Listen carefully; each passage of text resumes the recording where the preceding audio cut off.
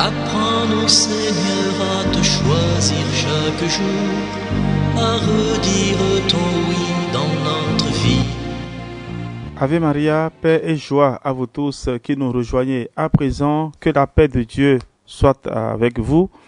Que le Seigneur vous donne sa paix et sa joie. Frères et sœurs, dans le saint nom de Jésus et au nom de Saint François d'Assise et de la Bienheureuse Vierge Marie, je vous salue. Votre serviteur, le Père Jean-Raphaël Marie Tornouji, franciscain de l'Immaculée, je vous retrouve en ce moment pour partager avec vous quelques expériences et aussi répondre aux différentes questions concernant la prière.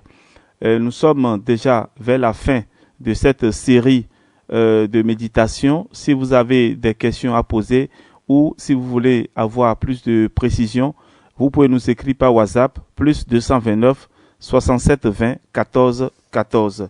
Eh bien, aujourd'hui, comme annoncé, nous allons répondre à la question « Quelle est la meilleure manière de prier ?» Et ensuite, les méditations qui vont suivre, qu'est-ce qu'il faut demander dans la prière? Nous allons donc approfondir ce thème-là et ce sera donc la fin de cette série. Alors, quelle est la meilleure manière de prier? D'abord, avoir un cœur humble. Chez les hommes qui prient, la parole et la demande doivent être paisibles et modestes. Pensons que nous sommes en présence de Dieu. Il faut que le regard divin trouve plaisir à l'attitude du corps et au ton de la voix. Le Seigneur nous ordonne de prier dans le secret, dans des lieux cachés et retirés, ou simplement dans notre chambre. Alors, Saint Cyprien disait ceci, nous citons, « Dans le temple, à côté du pharisien, le publicain priait. Il ne levait pas les yeux avec effronterie. Il ne tendait pas les mains avec insolence. Il se frappait la poitrine. Il reconnaissait ses péchés intérieurs et cachés. Il implorait le secours de la divine miséricorde et sa prière fut exaucée par celui qui pardonne aux humbles. » Fin de citation. C'est une pensée de Saint Cyprien. Alors, nous aussi, gardons-nous d'exiger de Dieu des garanties.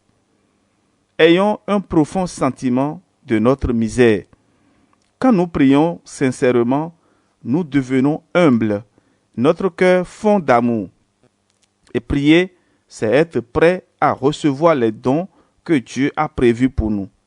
Accueillir ce qu'il nous donne comme il le donne. Deuxième point, j'avais dit tout à l'heure, avoir un cœur humble. Deuxième point, c'est prier avec confiance. Et je vais d'abord vous présenter deux psaumes. Ce sont des extraits. Le Seigneur est avec moi pour me défendre. Mieux vaut s'appuyer sur le Seigneur que de compter sur les hommes. Ça, c'est un extrait du psaume 118, les versets 6 à 9. Dieu est mon rocher, mon salut, ma forteresse. C'est le psaume 62. Alors, frères et sœurs, Jésus demande à ses disciples une confiance absolue dans le Père du ciel. Ayez foi en Dieu. Tout ce que vous demanderez en priant, croyez que vous l'avez reçu et cela vous sera accordé. Marc 11, 22 à 24. Il va jusqu'à leur reprocher d'avoir manqué de foi parce qu'ils n'ont pas pu guérir un possédé. Marc 9, 19. Alors il leur propose comme modèle les enfants.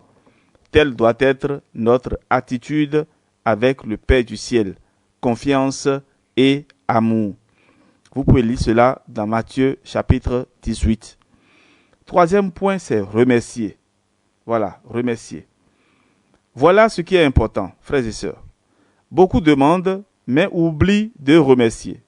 Par là, ils semblent considérer que ce qu'ils ont reçu leur était dû. Lorsque Jésus guérit les 10 lépreux, un seul pense à revenir lui dire merci. Jésus souligne combien leur attitude n'est pas correcte. Évangile selon Saint Luc, chapitre 17. Il y a plusieurs personnes qui disent parfois, je prie, le Seigneur n'écoute pas. Posez-vous donc la question sur ces 3 points que je viens d'énumérer. Avoir un cœur humble, prier avec confiance et remercier. Vous savez, humainement parlant, lorsque vous gratifiez quelqu'un d'un présent, d'un don particulier, et si vous devez faire encore le même geste une autre fois, cela dépend de comment la personne vous a remercié. Ça, c'est humainement parlant. D'accord?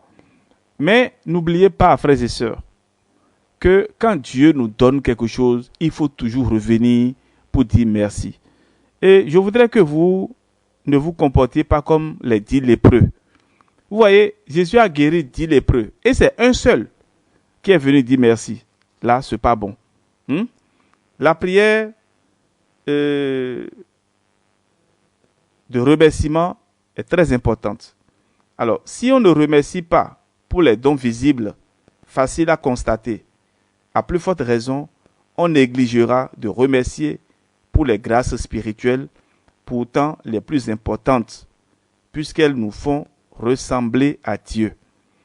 La prière nous rend plus attentifs aux innombrables cadeaux dont Dieu nous comble chaque jour et que nous ne voyons plus, tellement nous y sommes habitués.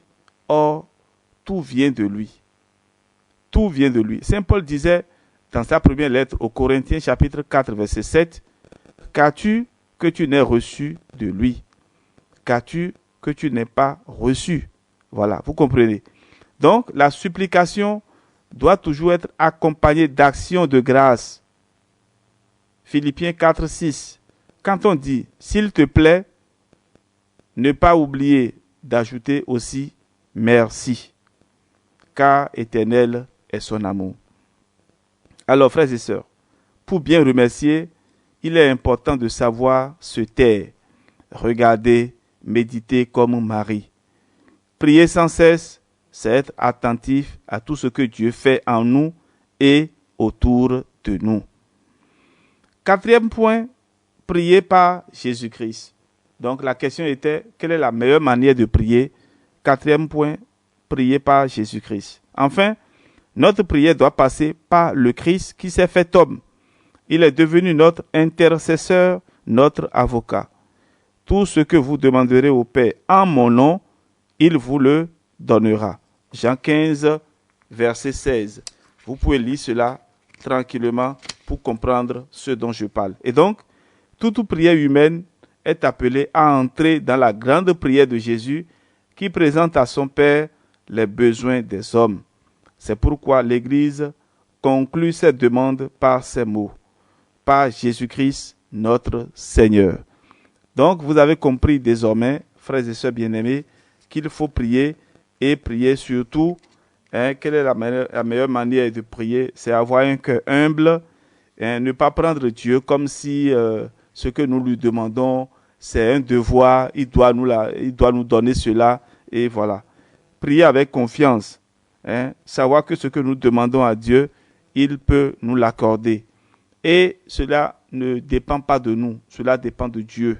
C'est lui qui accorde. Ce n'est pas que il est comme un bâton magique, on le tape et puis voilà, l'eau sort. Ce n'est pas ça. C'est pas ça. Et aussi, il faut toujours remercier. Quand le Seigneur nous gratifie de quelque chose, il faut le remercier en retour. Ne nous comportons pas comme des lépreux. Bon, même si nous sommes des lépreux parfois, et très souvent d'ailleurs. Et 4e et dernier point, prier par Jésus-Christ. Voilà. Donc, Seigneur, nous te demandons au nom de notre Seigneur Jésus-Christ de nous accorder la grâce de l'intelligence. Voilà. Et la grâce de ta présence. Et je m'arrête là pour ce point. Et la prochaine fois, je vais aborder qu'est-ce qu'il faut demander dans la prière. Qu'est-ce qu'il faut demander dans la prière? Et ce sera donc la fin de notre entretien.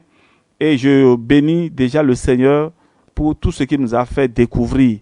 Je remercie le Seigneur pour tout ce qu'il nous a fait découvrir et pendant près de 2 mois de méditation sur la prière, l'oraison, l'adoration, l'Eucharistie, etc. Que le Seigneur soit votre joie et que sa bénédiction descende et demeure sur vous. Au nom du Père et du Fils et du Saint-Esprit. Amen. On se retrouve demain pour la suite. Soyez bénis. Vivre sans peur et de t'aimer plus que tout.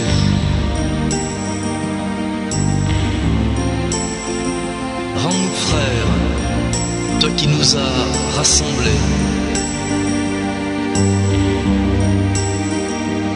Fais de nous les témoins devant tous de ce que nous avons vu et entendu, de ce que nous croyons et vivons,